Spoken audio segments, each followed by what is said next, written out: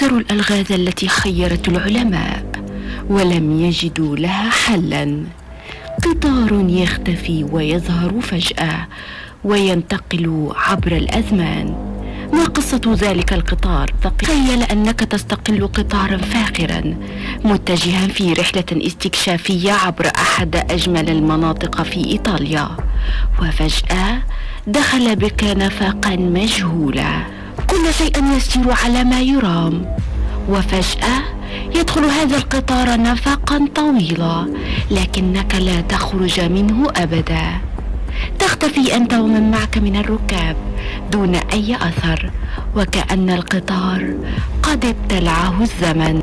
هذه ليس بداية لفيلم سينمائي أو قصة خيالية، بل قصة واقعية تحكي عن قطار زانيت الإيطالي الذي اختفى عام 1911 ولم يظهر مجددا إلا بعد عقود طويلة بطريقة لا تقل غموضا عن بداية اختفائه. انطلق ذلك القطار في رحلته التجريبية من روما متجها إلى منطقة ميلان، يستقله ما يقرب من 100 راكب وكل شيء يسير على ما يرام. لكن فجأة وبدون مقدمات تتباطأ الرحلة، وقبل الوصول إلى وجهة القطار حدث ما لم يتوقعه أحد.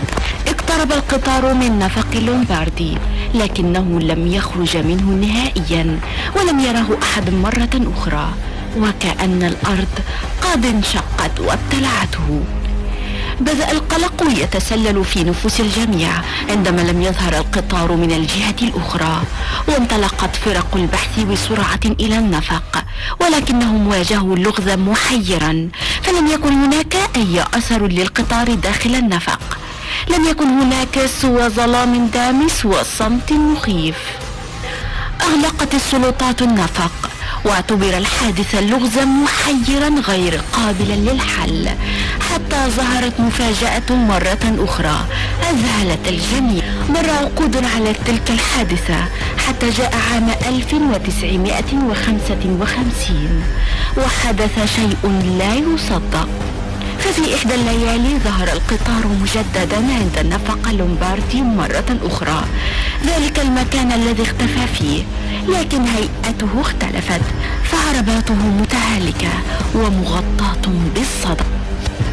اقترب العمال منه، لم يجدوا أثرا لأي شخص على متنه، فقد مقاعد مهجورة وأجواء مشبعة برائحة الرطوبة والغموض.